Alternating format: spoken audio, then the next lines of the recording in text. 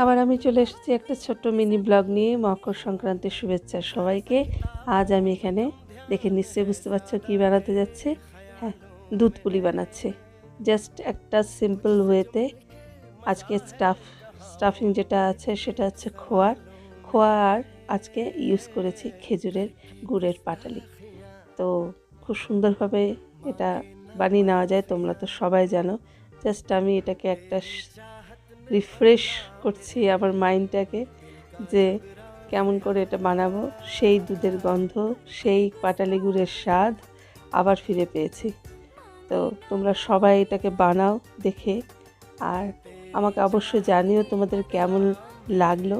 আমি এখানে অলওয়েজ কী করি, পাটালি গুড়টাকে আলাদা করে দুধ দিয়ে দেখিনি যে ঠিক আছে কিনা। আজ এই পর্যন্ত, আবার তোমাদের সঙ্গে দেখা হবে নেক্সট ডেতে। হ্যাপি মকর সংক্রান্তি।